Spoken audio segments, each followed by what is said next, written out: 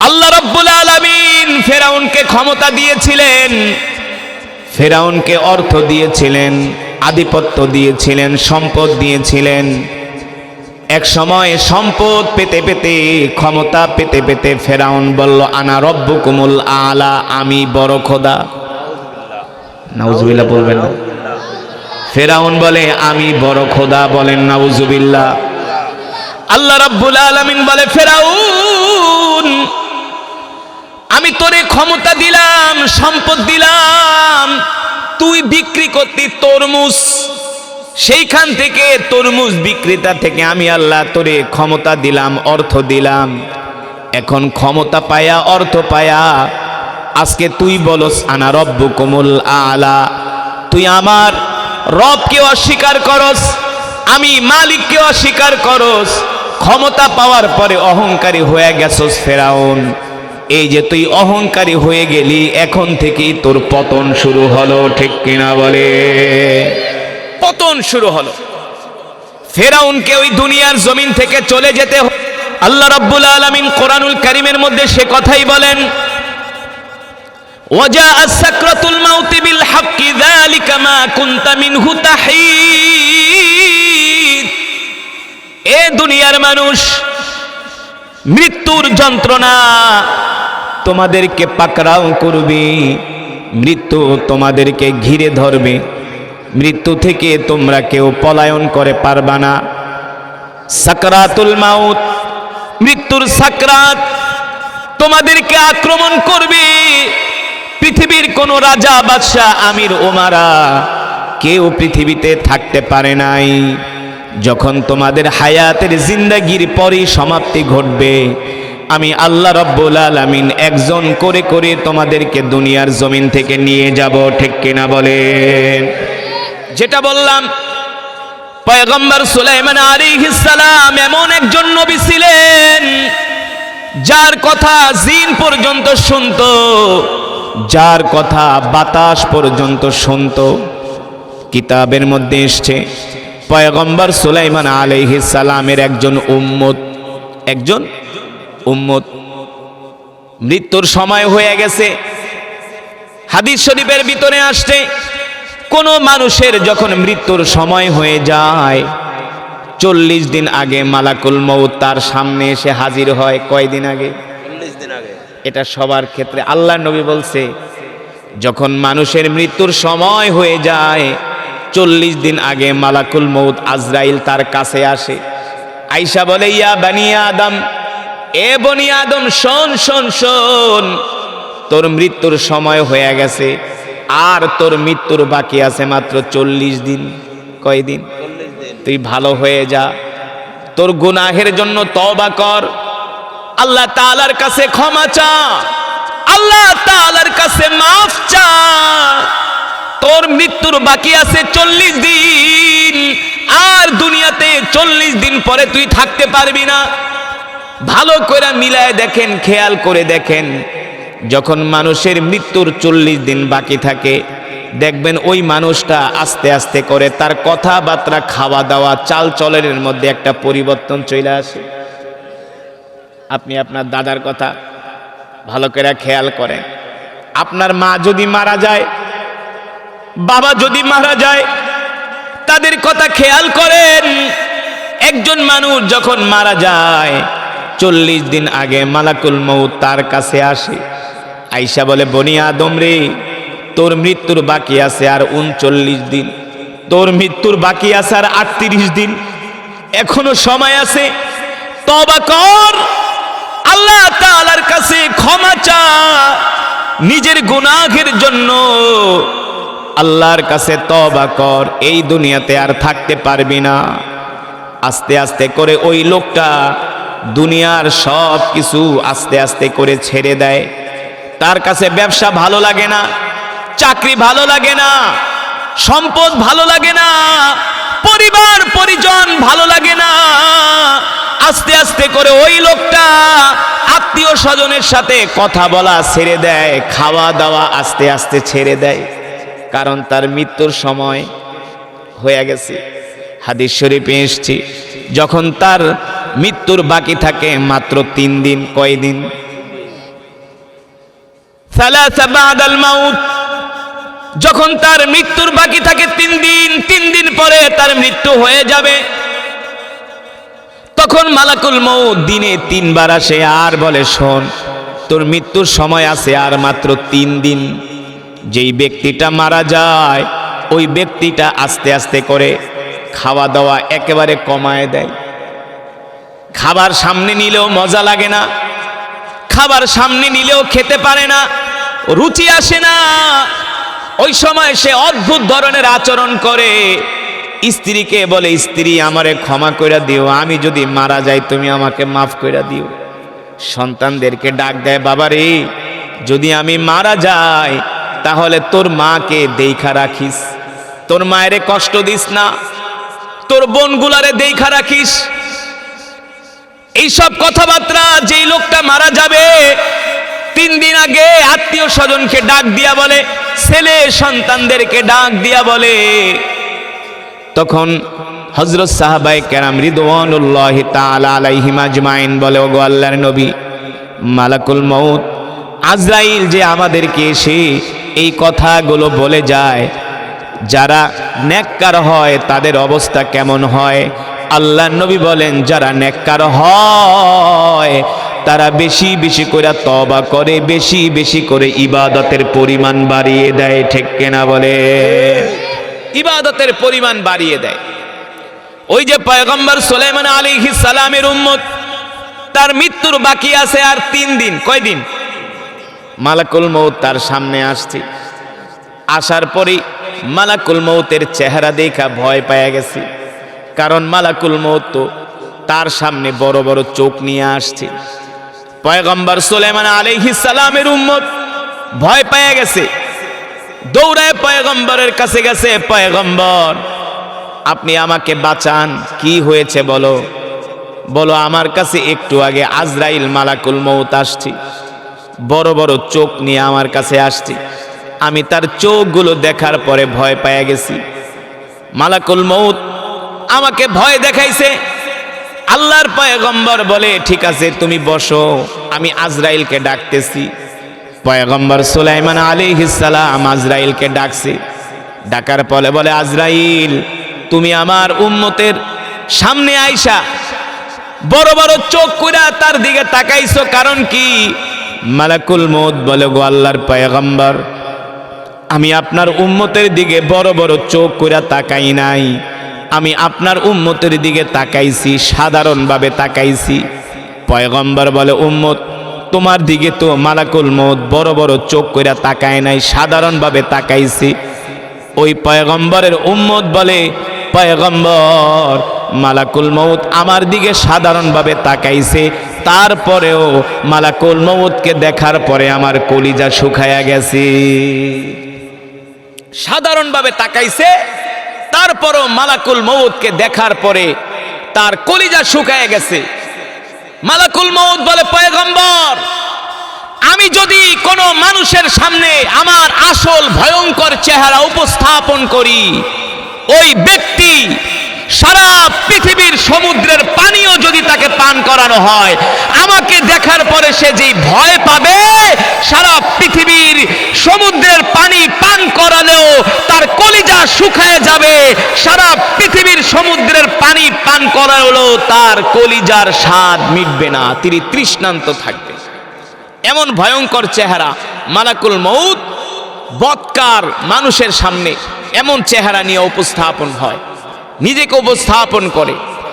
সাহাবায়ে কেরাম রিদওয়ানুল্লাহি তাআলা আলাইহিম আজ আল্লাহ নবীকে বলে, আল্লাহ রাসূল, মালাকুল মউত কি সব মানুষের সামনে কি ভয়ঙ্কর চেহারা নিয়ে আসে?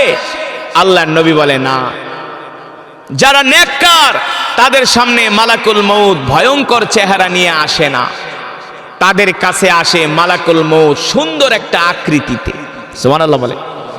যেই আকৃতি দেখলে, যেই চেহারা দেখলে মানুষ শান্তি পায়, বুকের ভিতরে সাহস সঞ্চার হয়, সে ভীত হয় না, কম্পিত হয় না, সে সাহস পায়।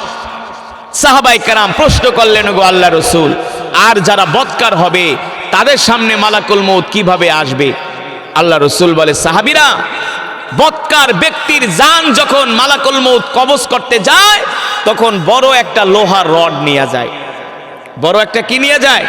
লোহার রড নিয়ে যায়। বিশাল দৈত্যের মতো দেহ নিয়া মালাকুল মউত তার সামনে হাজির হয়। সাহাবায়ে কেরাম প্রশ্ন করলেন, ওগো আল্লাহর নবী, নেককার বান্দাদের জান কিভাবে মালাকুল মউত কবজ করবে? আপনি আমাদেরকে একটু শোনায় দেন। বৎকারদের জান কবজ করার ভয়ঙ্কর চেহারার কথা শুনা সাহাবীরা থর থর করে ভয়ে কাঁপতেছে। এক একজনের ভিতরে ভয় শুরু হয়ে গেছে। আল্লাহ নবী ডাক দিয়া বলে, সাহাবীরা তোমরা ভয় পেও না। যারা নেককার হবে, যারা মুমিন হবে, তাদের জান কবজ করার জন্য যখন মালাকুল মউত আজরাইল দুনিয়াতে যায় তখন আল্লাহ তাআলা ডাক দিয়া বলে, এ আজরাইল, তুমি আমার ওই বান্দার জান কবজ করতে যাচ্ছ। আমার ওই বান্দা হলো নেককার বান্দা, আমার ওই বান্দা হলো আমার পেয়ারা বান্দা। আমার ওই বান্দা দুনিয়ার জমিনে কোনোদিন নামাজ ছেড়ে দেয় নাই, আমার কোনো হুকুম ছেড়ে দেয় নাই, আমার কোনো বিধান ছেড়ে দেয় নাই। আমার ভয়ে আমার বান্দা কোনো গুনাহ করে নাই, কোনো নাফরমানি করে নাই। শীতের দিনে উঠে ফজরের সময় ঠান্ডা পানি দিয়া ওযু করে ফজরের নামাজ পড়েছে। ঠিক কিনা বলেন? শীতের দিনে উঠে ঠান্ডা পানি দিয়া ফজরের নামাজ পড়ছি। মুসলমান, এখন আমরা শীতের দিনে নামাজ পড়তে চাই না, কিন্তু মনে রেখো বন্ধু, মনে রেখো যুবক, তুমি যদি শীতের দিনে ঠান্ডা পানি দিয়া ওযু করে নামাজ পড়ো, এই ঠান্ডা পানি জাহান্নামের আগুনকে ঠান্ডা করে দিবে। ঠিক কিনা বলেন? ঠান্ডা করে দিবে। আল্লাহ নবী বলেন, সাহাবীরা মালাকুল মউত যখন কোন নেককার বান্দার জান কবজ করার জন্য দুনিয়ার জমিনে যায়, আল্লাহ তাআলা মালাকুল মউতকে ডাক দিয়া বলে, এ মালাকুল মউত, তুমি আমার যেই বান্দার জান কবজ করার জন্য দুনিয়ার জমিনে যাচ্ছ, আমার এই বান্দা কোনোদিন ফজরের নামাজ ছেড়ে দেয় নাই, কোনোদিন ইশারের নামাজ ছেড়ে দেয় নাই, কোনোদিন আমার বান্দা একটা গুনাহ করে নাই, নাফরমানি করে নাই, কোরআন তেলাওয়াত করেছে, জিকির করেছে, প্রতিটা মুহূর্ত সে আমার জিকিরে কাটিয়েছে, আমার ইবাদতের মধ্যে কাটিয়েছে। সাবধান সাবধান, আমার বান্দার জান কবজ করার জন্য যাচ্ছ, যাতে আমার বান্দা কোনো কষ্ট না পায়, আমার বান্দাকে কোনো কষ্ট দিবা না। আমার বান্দার জান কবজ করার জন্য যাচ্ছ, তুমি জান্নাত থেকে আমার বান্দার জান কবজ করার জন্য একটা সাদা রুমাল নিয়ে যাও, সাদা একটা রুমাল নিয়ে যাও। আল্লাহ তাআলা আজরাইলকে বলবে, আজরাইল, মালাকুল মউত, শোনো, তুমি যেই নেককার বান্দার জান কবজ করার জন্য যাচ্ছ, সে আমার প্রিয় বান্দা, তুমি যে তার জান কবজ করবা, জান্নাত থেকে একটা রুমাল নিয়ে যাও। রুমাল, রুমাল দিয়ে কি করবে? মৃত্যুর পরে আমাদেরকে যে দাফন করে সাদা কাফন দিয়া, আল্লাহ রাসূল বলেন, যে নেককার বান্দা হয়, মালাকুল মউত আজরাইল জান্নাত থেকে একটা সাদা শুভ্র রুমাল নিয়ে দুনিয়াতে আসে। আমরা যখন মারা যাই, আমাদের আত্মাটা বের হয়ে যায়, ওই আত্মাটাকে মালাকুল মউত সাদা রুমাল দিয়া পেঁচায়া আরশে আজিমে নিয়ে যায়। তখন এই আত্মা যায়া আল্লাহর কুদরতি কদমে সেজদা দেয়। জোরে বলেন সুবহানাল্লাহ। সেজদা তো ওই আত্মা দিতে পারবে যেই ব্যক্তি দুনিয়াতে নামাজ পড়ছে, দুনিয়াতে নামাজ পড়ছে। যারা আল্লাহর হুকুম মানছে, আল্লাহর দ্বীন মানছে, তারা যে আল্লাহ তাআলার কদমে সেজদা দিবে, কুদরতি কদমে আরশে যায়া, আল্লাহ তাআলা বলবে, যাও তুমি আরাম করো। সুবহানাল্লাহ বলেন, তুমি আরাম করো। আল্লাহ রাব্বুল আলামিন আবার মালাকুল মউতকে বলে, শোনো, তুমি আমার বান্দার জান কবজ করার জন্য যাচ্ছ, শুধু জান্নাত থেকে একটা রুমাল নিবা না, জান্নাত থেকে আমার বান্দার জান কবজ করার জন্য একটা সুগন্ধি নিয়ে যাও। সুবহানাল্লাহ বলবেন না? কি নিয়ে যাও? সুগন্ধি নিয়ে যাও। এবার মালাকুল মউত জান্নাত থেকে একটা সুগন্ধি আর একটা সাদা রুমাল নিয়ে দুনিয়াতে আসে। যেই মানুষের মৃত্যুর সময় হয়ে যায়, সে যদি নেককার হয়, সে যদি নেককার হয়, মালাকুল মউত তার সামনে যায়, যাওয়ার পরে বলে, শোনো, তুমি ভয় পেও না, তোমার চিন্তার কোনো কারণ নাই। শোনো, এতদিন তুমি দুনিয়াতে ছিলা, একটু পরে তোমাকে যেই রব সৃষ্টি করছে তোমার সাথে তোমার রবের সাক্ষাৎ হয়ে যাবে, তুমি ভয় পেও না। দেখবেন অপারেশন করার সময় অনেক ভালো ভালো ডাক্তাররা রুগীকে বলে আপনি চিন্তা করবেন না, বলে না? আবার দেখবেন অনেক রুগী ইনজেকশন দিতে গেলে ভয় পায়, ভয় পায় না? ইনজেকশন দিতে গেলে ভয় পায়। ভালো ডাক্তার যারা, ভদ্র ডাক্তার যারা বলে, আঙ্কেল আপনি চিন্তা করেন না, ভয় পায়েন না, আপনার ইনজেকশনের সুইটা আমি একটু ঢুকাবো, পিঁপড়ার কামড়ের মতো আওয়াজ হবে, আপনি ভয় পাবেন না। গল্প করতে করতে ইনজেকশন দিয়ে দেয়, কোনো ভয় পাওয়া যায় না, টের পাওয়াও যায় না। আবার কিছু ডাক্তার চুপ করে বহেন, সেই ইনজেকশনের সুই না ঢোকানোর আগেই মনে হয় ব্যথা শুরু হয়ে গেছে, কথা কন? ইনজেকশনের সুই না ঢোকানোর আগেই মনে হয় ব্যথা শুরু হয়ে গেছে। কিন্তু যারা ভালো ডাক্তার তারা বলে ভয় পায়েন না, চিন্তা করেন না, পিঁপড়ার কামড়ের মতো একটু ব্যথা পাইবেন, এর চাইতে আর বেশি না। গল্প করতে করতে ইনজেকশন দিয়ে দেয়। ঠিক যে নেককার বান্দা হবে, তার জান কবজ করার জন্য যখন মালাকুল মউত আজরাইল আসে, আয়েশা তার সাথে গল্প করে, কি করে? যে চিন্তা করো না, একটু পরে তোমার রব যিনি তোমাকে সৃষ্টি করছেন তুমি তার কাছে চলে যাবা। তারপরও যখন ভয় পায় তখন বলে, শোনো, তুমি তাকায় দেখো, আল্লাহ তাআলা নেককার বান্দার জন্য জান্নাতের দরজাটা খুলে দেয়, সুবহানাল্লাহ বলেন। তখন তিনি তাকায় দেখেন, জান্নাতের নেয়ামতগুলো দেখতে থাকে, তখন তিনি আর ভয় পান না। তখন মালাকুল মউত কি করে? বলে, শোনো, একটু পরে আমি তোমার জান কবজ করতেছি। এই কথা বলে তার থুতনির কাছে, মুখের কাছে সাদা রুমালটা নিয়া এইভাবে মালাকুল মউত আজরাইল হাত দিয়া ধরে। আল্লাহর কোরআন বলতেছে, ইয়া আইয়াতুহান নাফসুল মুতমাইন্না ইরজিই ইলা রাব্বিকা রাদিয়াতাম মারদিয়া ফাদখুলি ফি ইবাদি ওয়াদখুলি জান্নাতি। আল্লাহু আকবার। এ আত্মা, এ নেককার আত্মা, আল্লাহ তাআলার প্রিয় বান্দার আত্মা, জান্নাতি আত্মা, বের হয়ে আয়, বের হয়ে আয়।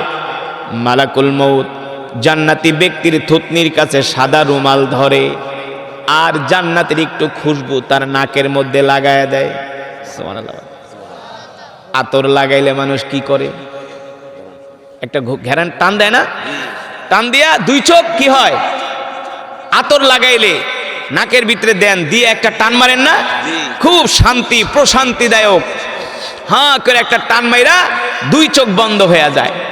আল্লাহ রাসূল বলেন, যারা নেককার হবে, মালাকুল মউত আজরাইল তার নাকের মধ্যে জান্নাতের একটা খুশবু লাগায় দিবে। খুশবুর ঘেরান এত চমৎকার, এক টান দিয়া ঘুমায় পড়বে, ওই ঘুমের মধ্যে মালাকুল মউত তার রূহ, তার আত্মাটা বের করে নিয়ে যায়। সে টেরও পাবে না। সে কি পাবে না? টেরও পাবে না। তখন তার আত্মাটা সাদা রুমালের ভিতরে নিয়ে পেঁচায়া আল্লাহর আরশে আজিমে নিয়ে যাবে। আল্লাহু আকবার। কিন্তু যে বদকার, তার অবস্থা কি হবে? এ তো গেল নেককারের অবস্থা। এবার বদকারেরটা কেমন হবে? যে জীবনেও কোনোদিন নামাজ পড়ে নাই, আল্লাহর হুকুম মানে নাই, ক্ষমতার দাপট দেখাইছে, সম্পদের গরম দেখাইছে, আছে না? সেই দিন আজরাইল লোহার রড নিয়ে আসবে। আজরাইলকে দেখার পরে তার আত্মা ভয় পেয়ে যাবে। ভয় পাওয়ার পরে তার আত্মা আঙ্গুলের চিপায় চলে যাবে, তার পায়ের আঙ্গুলের চিপায় চলে যাবে। আত্মা বের হতে চাইবে না। মালাকুল মউত রড দিয়া পিটায়া পিটায়া তার আত্মাকে বের করবে আর বলবে, এ পাপী আত্মা, নাফরমান আত্মা, বের হ, বের হ, বের হ, তুই আর দুনিয়াতে থাকতে পারবি না। তখন দেখবেন যারা বদকার বান্দা হয়, মৃত্যুর সময় তাদের অবস্থা খারাপ হয়ে যায়। তারা বড় বড় চোখ কইরা তাকায়, তাদের চেহারা পরিবর্তন হয়ে যায়, তারা ভীত সন্ত্রস্ত হয়ে যায়, দুনিয়ার জমিন থেকে তারা যেতে চায় না।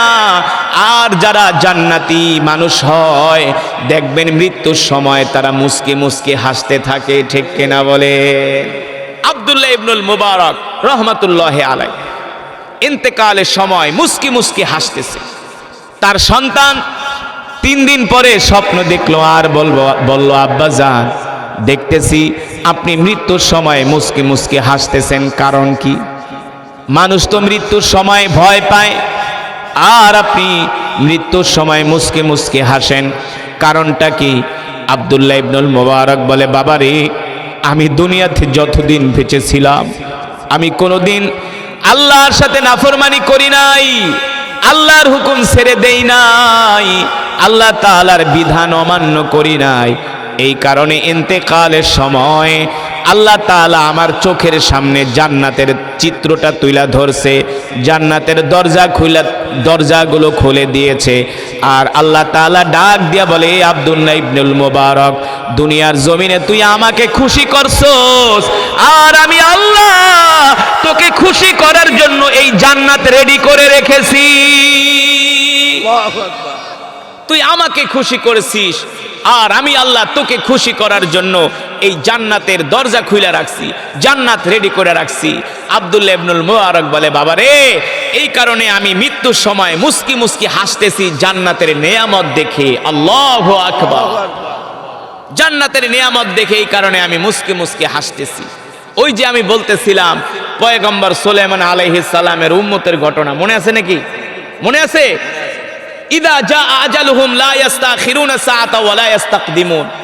মানুষের মৃত্যু একটা নির্ধারিত সময়ে হবে। ওই যে মালাকুল মউত তার কাছে গেছে, মালাকুল মউত আজরাইলকে দেখা পয়গম্বরের উম্মত কি পাইছে? ভয় পাইছে না? ভয় পাইছে। ভয় পাওয়ার পরে পয়গম্বর সুলাইমান আলাইহিস সালাম আজরাইলকে বলে, তুমি আমার উম্মতের দিকে বড় বড় চোখ করে তাকাইছো। বলে, বড় বড় চোখ করে তাকাই নাই। তা কেমনে তাকাইছো? বলে, নরমালি তাকাইছি। নরমালি তাকাইছো, তাতে আমার উম্মত ভয় পেয়ে গেছে। বলে, হ্যাঁ। তাই আর যার দিকে তুমি ভয়ঙ্কর চেহারা নিয়ে যাও, তাহলে তার অবস্থা কি হয়? এই কারণে দেখবেন বদকার মানুষরা মৃত্যুর সময় প্রস্রাব করে দেয়। কি করে দেয়? প্রস্রাব করে দেয়, পায়খানা করে দেয়। এটা কিন্তু ভালো আলামত না। সে মালাকুল মউতকে দেখা ভয় পাওয়া যায়। এ কারণে আল্লাহ রসুল বলছে, উম্মত, তোমরা সব সময় আল্লাহর কাছে দোয়া করবে, আল্লাহ আপনি আমাদেরকে ঈমানের সাথে মৃত্যু দিন, আসানের সাথে মৃত্যু দিয়ে। কারণ মৃত্যুর যন্ত্রণার চাইতে এত ভয়ঙ্কর যন্ত্রণা পৃথিবীতে আর হতে পারে না। এই কারণে মৃত্যুর যন্ত্রণা কঠিন যন্ত্রণা। এখন মালাকুল মউত যখন বলছে, আমি তার দিকে সাধারণ চেহারায় তাকাইছি, ভয়ঙ্কর চেহারা নিয়ে তাকাই নাই। তো সাধারণভাবে তাকাইছে, তাতেই পয়গম্বরের উম্মত ভয় পেয়ে গেছে। এখন পয়গম্বর বলে, আচ্ছা বলো, তুমি তো আজরাইলে দেখে ভয় পাইছো, এখন তুমি কি চাও? কি করলে তুমি খুশি? বলে, পয়গম্বর, আপনার কথা জিনেও শোনে, বাতাসেও শোনে। আপনার কথা জিনেও শোনে, বাতাসেও শোনে। তা আমি কি করব বলো? বলে, আপনি একটা কাজ করেন, আপনি আমাকে জেরুজালেম থেকে হিন্দুস্তানে পাঠায় দেন। হিন্দুস্তানে পাঠায় দেন। আপনি 2টা জিনকে বলেন যাতে আমাকে জেরুজালেম থেকে হিন্দুস্তানে দিয়ে আসে, তাইলে সেখানে আর আজরাইল যাইতে পারবো না, আর আমি ভয়ও পাবো না। সে মনে করছে সেখানে আর আজরাইল যেতে পারবে না। তো পয়গম্বর উম্মতের কথা শুই না মুস্কি মুস্কি হাসতে আছে। আচ্ছা, তা আমি যদি তোমার জেরুজালেম থেকে হিন্দুস্তানে পাঠাই, তুমি খুশি হইবা? হ্যাঁ পয়গম্বর, তাড়াতাড়ি আমারে বাঁচান। আমি এই কারণ ওই যে মালাকুল মউত মৃত্যুর 3 দিন আগে কয়বার আসে? কয়বার? 3 বার। আর 40 দিন আগে আসে একবার। তো একবার আসে, একবার জায়গা, কিন্তু 3 বার আইলে তো শুধু ভয় পায়, সকালে ভয় পায়, দুপুরে, রাত্রে ভয় পায়। তো এই জ্বালা থেকে বাঁচার জন্য বলে, আপনি আমাকে জেরুজালেম থেকে হিন্দুস্তানে পাঠায় দেন। পয়গম্বর মুস্কি মুস্কি হাইসে, আচ্ছা ঠিক আছে পয়গম্বর, তোমারে যদি আমি জেরুজালেমে পাঠাই তুমি খুশি হইবা? হ্যাঁ, আপনি আমারে পাঠায় দেন। তো পয়গম্বর 2টা জিন ডাক দিয়েছে, এদিকে আসো, আমার উম্মতরে জেরুজালেম থেকে হিন্দুস্তানে এক জঙ্গলে নিয়ে ফালায় দিয়ে আসো, যাও। তো 2 জিন কি করছে? তার 2 হাতের বাহু ধইরা একেবারে জেরুজালেম থেকে 7 সমুদ্র পাড়ি দিয়া তাকে হিন্দুস্তানের একটা জঙ্গলে আইনা ফালাইছে। তো জঙ্গলে ফালানোর পরে, কে বাবারে, তাও তো আজরাইলের হাত থেকে বাঁচলাম, তাও আজরাইলের হাত থেকে কি বাঁচলাম। এবার সে জঙ্গলে থাকে, ইবাদত করে, ফলমূল খায়। হঠাৎ করে 3 দিন পর দেখে মালাকুল মউত আবার তার সামনে আইসা হাজির। মালাকুল মউত তার সামনে আইসা হাজির। তখন ওই পয়গম্বরের উম্মত বলে, আপনার ভয়েই তো আমি জেরুজালেম থেকে হিন্দুস্তানে আমারে পয়গম্বর পাঠাইলো, অনুরোধ কইরাই জেরুজালেম থেকে হিন্দুস্তানে আইলাম। আপনি এইখানে কেন আসছেন? আমি তো মনে করছি আপনার হাত থেকে বাইচা গেছি।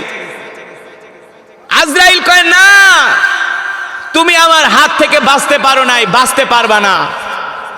আমি যে তোমার কাছে আগে দিনে 3 বার যাইতাম, এই যাবার কারণ হলো তোমাকে আমি সতর্ক করতে যাইতাম। ওই সময়ও তোমার মৃত্যুর সময় হয় নাই, তোমার মৃত্যুর বাকি আরো 3 দিন ছিল। তা আমি মৃত্যুর সময় না হওয়ার আগে তোমার জান কবজ আমি করতে পারবো না, এই কারণে আমি তোমারে সুযোগ দিছি। আর একটা কথা শোনো, তুমি যে মৃত্যুবরণ করবা, তোমার মৃত্যুর জায়গাটা জেরুজালেম আল্লাহ লেখা রাখে নাই, তোমার মৃত্যুর জায়গা লেখা রাখছে হিন্দুস্তানে। কোথায়? আল্লাহ তাআলা কোরআনুল কারীমে সে কথাই বলেন, ওয়ামা তাদরি নাফসুম মাযা তাকসিবু গাদা ওয়ামা তাদরি নাফসুম বিআই আরদিন তামুত। আল্লাহ রাব্বুল আলামিন বলেন, নবী, দুনিয়ার মানুষ জানে না ওয়ামা তাদরি নাফসুম মাযা তাকসিবু গাদা। আল্লাহ তাআলা কোরআনুল কারীমের মধ্যে বলেন, দুনিয়ার মানুষ জানে না আগামীকাল সে কি খাবে। আপনি আমি কি জানি আগামীকাল কি খাবো?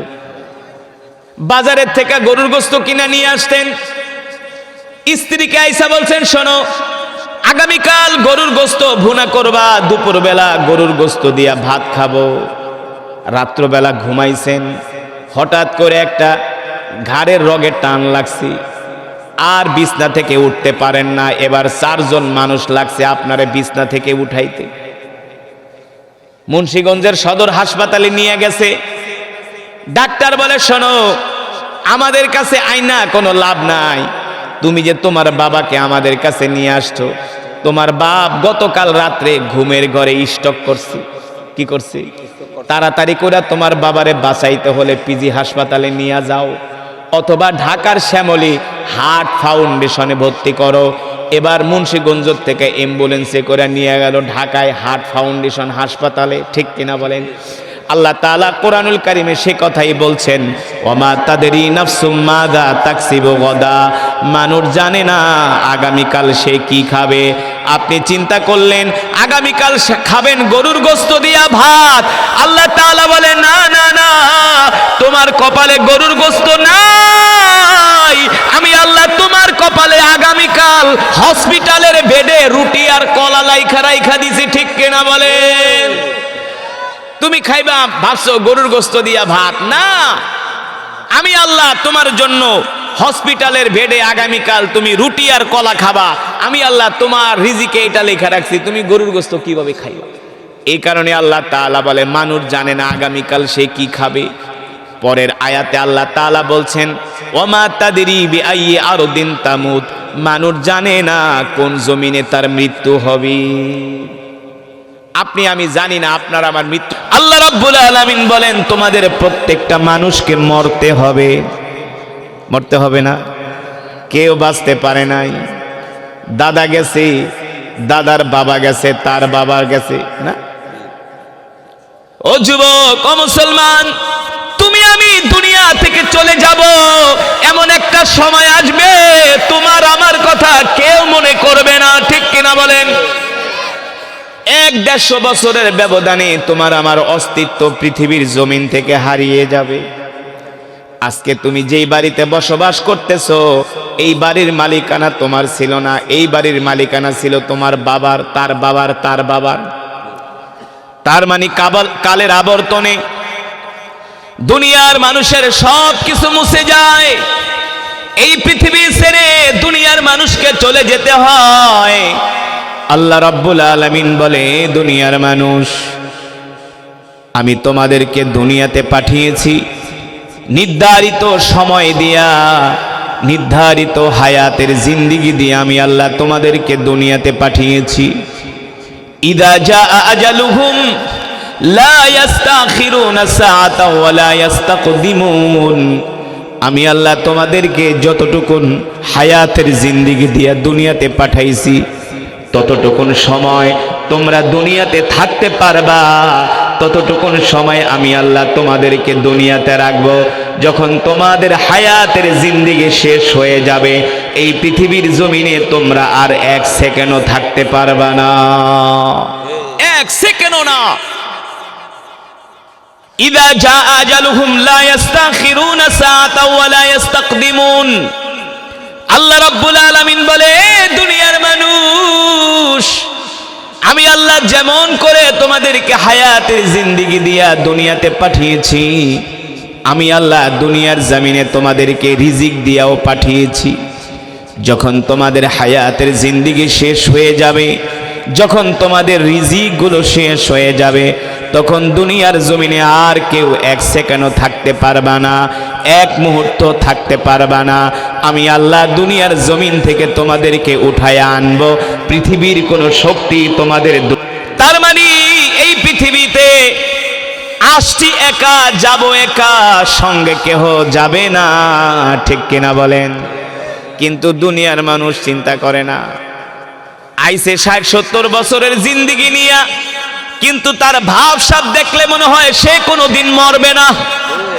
হ্যাঁ, মরবে না, মরবে না। তার কথাবার্তা, তার চাল চলনে মনে হয় সে কোনোদিন দুনিয়ার জমিন থেকে যাবে না। অথচ আল্লাহ রাব্বুল আলামিন কোরআনুল কারীমের মধ্যে বলেন, কুল ইন্নাল মাউতাল্লাযী তাফিররুনা মিনহু ফাইন্নাহু মুলাকীকুম সুম্মা তুরাদ্দুনা ইলা আলিমিল গায়বি ওয়াশ শাহাদাতি ফায়ুনাব্বিউকুম বিমা কুনতুম তা'মালুন। আল্লাহ রাব্বুল আলামিন বলে, দুনিয়ার মানুষ, তোমরা মৃত্যু থেকে যতই পলায়ন করার চেষ্টা করো না কেন, মৃত্যু থেকে তোমরা যতই বাঁচার চেষ্টা করো না কেন, মৃত্যু থেকে তোমরা কেউ বাঁচতে পারবে না। যদি তোমরা 1000 ফিট মাটির নিচে যায়া গর্তের মধ্যে লুকাও, সেখানেও আজরাইল তোমাদেরকে পাকড়াও করবে। যদি 50,000 ফিট উপরেও যাও, সেখানেও আজরাইল তোমাদেরকে ধরবে, ঠিক কিনা বলেন? পয়গম্বর সুলাইমান আলাইহিস সালাম, নাম শুনছেন? পয়গম্বর, তিনি শুধু নবী ছিলেন না, তিনি ছিলেন একজন বাদশাহ। কি ছিলেন? বাদশাহ। তিনি শুধু নবী ছিলেন না, তিনি ছিলেন একজন বাদশাহ। শুধু মানুষের বাদশাহ না, তিনি জিনদেরও বাদশাহ। কাদের? জিনদের বাদশাহ। হায় রে দুনিয়ার মানুষ, খুলিকাল ইনসানু দাঈফা। আল্লাহ তাআলা বলে, মাটি দিয়া তোদেরকে আমি সৃষ্টি করছি, তাও কি দুর্বল করে, একেবারে দুর্বল। মানুষের মতো এত দুর্বল প্রাণী পৃথিবীর জমিনে আর নাই। মানুষ, আল্লাহ তাআলা বলে, তোদেরকে আমি দুর্বল করে সৃষ্টি করছি।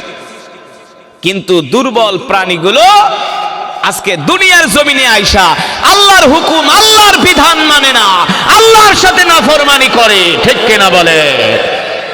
আল্লাহ তাআলা বলে, নাফরমানি করিস না, এক সেকেন্ডও থাকতে পারবি না, সময় শেষ হলে রশি টান দেওয়া হবে। দুনিয়ার কোন শক্তি তোদেরকে আমার হাত থেকে বাঁচাতে পারবে না, কেউ পারবে না। পয়গম্বর সুলাইমান আলাইহিস সালাম, কিতাবের মধ্যে এসছে, তিনি যেমন মানুষের বাদশা, তেমন জিনদেরও বাদশা। পয়গম্বর এমন বাদশা ছিলেন, এমন নবী ছিলেন, যার কথা বাতাস পর্যন্ত, ঠিক না? ফেরাউন, নাম শুনছেন? মিস্টার ফেরাউন। আমরা যখন মিশরে পড়াশোনা করতাম, আমরা সেই ফেরাউনের বাড়িতে ঘুরতে যাইতাম। ফেরাউনের আসল নাম কিন্তু ফেরাউন না, ওর নাম হলো রমসিস। ওর নাম কি? এই ফেরাউন, ওর নাম হলো রমসিস। কায়রোতে একটা বাজার আছে, আমরা মাঝে মাঝে ওই বাজারে যেতাম। রমসিস জায়গাটার নাম, মিশরের ঐতিহাসিক প্রাচীনতম একটা জায়গা রমসিস। যেই জায়গায় বয়া এই ফেরাউন তরমুজ ব্যস্ত। কি ব্যস্ত? তরমুজ। তরমুজ, তরমুজ চিনেন? মিশরে কিন্তু এখনো প্রচুর ফল হয়। সারা পৃথিবীর মধ্যে মধ্যপ্রাচ্যে যত ফল আমদানি হয়, ম্যাক্সিমাম মিশর থেকে। মিশর বাংলাদেশের 8টার সমান। ওদের মাটি এত উর্বর, যে কোনো ফসল লাগাইলেই সাথে সাথে হয়ে যায়। তো মিশরে প্রচুর ফল হয়। তো এই ফেরাউন মিশরের রাজধানী কায়রোতে ওখানে বসে বসে তরমুজ ব্যস্ত, তরমুজ। তো আল্লাহ ফেরাউনরে তরমুজ বিক্রেতা থেকে বাদশা বানায় দিলেন। কি বানাইছে? তার রাজত্বকাল ছিল কয়শো বছর জানেন? ফেরাউন কত বছর রাজত্ব করছে জানেন? 450 বছর। ফেরাউনের কোনোদিন একটু সর্দিও লাগে নাই, ঠান্ডাও লাগে নাই, একটা গ্যাস্ট্রিকের ওষুধও খাইতে হয় না। আর আমগো তো গ্যাস্ট্রিকের ওষুধ প্রতিদিন 3টা করে লাগে। ফেরাউনের ডায়াবেটিস ছিল না, প্রেসার ছিল না, হার্টের রোগ ছিল না। আর এখন তো বাংলাদেশে ঘরে ঘরে ডায়াবেটিস। দীর্ঘক্ষণ সময় আমি কোরআনুল হাকিমের তেলাওয়াত করেছি, আপনারা শুনেছেন। এক একটি হরফের বিনিময়ে আল্লাহ তাআলা আমাদের আমল নামায় কম পক্ষে 10টি করে নেকি দান করেছে। কয়টা করে নেকি? 10টি করে নেকি। আল্লাহ রাসূল সাল্লাল্লাহু আলাইহি সাল্লাম হাদিসের মধ্যে বলছেন, আলিফুন ওয়া লামুন ওয়া মিমুন ওয়া হারফুন। আল্লাহর নবী বলেন, সাহাবীরা, কেউ যদি আলিফ লাম মিম এই 3টা শব্দ তিলাওয়াত করে, আলিফ এক শব্দ, লাম এক শব্দ, মিম এক শব্দ, কেউ যদি 3টা শব্দ তিলাওয়াত করে, আল্লাহ তাআলা তার আমল নামায় 30টি নেকি দান করে। সুবহানাল্লাহ। কয়টা নেকি? 30টা নেকি। তো আমি কোরআনুল কারীমের কত হাজার শব্দ আমি তেলাওয়াত করছি না? আপনারা শুনেছেন। যদি আমি 10,000 শব্দ তেলাওয়াত করে থাকি, 10,000 শব্দকে 10 দিয়ে গুণ দেন, কত হয়? মাশাআল্লাহ, 1 লাখ। 20,000 শব্দ তেলাওয়াত করলে 10 দিয়ে গুণ দিলে হয় 2 লাখ। শুধু এখানেই শেষ নয়, এই মাহফিলে যারা উপস্থিত হয়েছেন এক একজন এক এক খতম করে কোরআনুল কারীমের সওয়াব পেয়েছেন। কিভাবে বলেন তো? এক একজন এক এক খতম, সবাই মিলে না, এক একজন পার পারসন। কিভাবে বলতে পারবেন? আমি সূরাতুল ইখলাস কয়বার পড়েছি? মাশাআল্লাহ, কয়বার? আরে আপনাদের আওয়াজ নাই, কি শীত বেশি লাগতেছে? আরে কোরআনের বয়ান শুনলে, কোরআনের তেলাওয়াত শুনলে তো এমনি শরীর গরম হয়ে যায়। কারণ কোরআন তো গরম, ঠিক কিনা বলেন? কোরআন কি গরম? কোরআন গরম। কোরআনের তেলাওয়াত শুনলে ঈমানের পাওয়ার বাড়ে। কি বাড়ে? ঈমানের পাওয়ার বাড়ে। পাওয়ার। ঈমান যদি থাকে 10%, কোরআনের তেলাওয়াত শোনার সাথে সাথে ঈমান 100% হয়ে যায়, ঠিক কিনা মুসলমান? আল্লাহ তাআলার বান্দারা, তাহলে এই মজমায় যারা আসছেন এক একজন এক এক খতম করে কোরআনুল কারীমের সওয়াব পেয়েছে। খুশি নাকি বেজার? বলি আলহামদুলিল্লাহ। আল্লাহ তাআলার প্রিয় বান্দারা,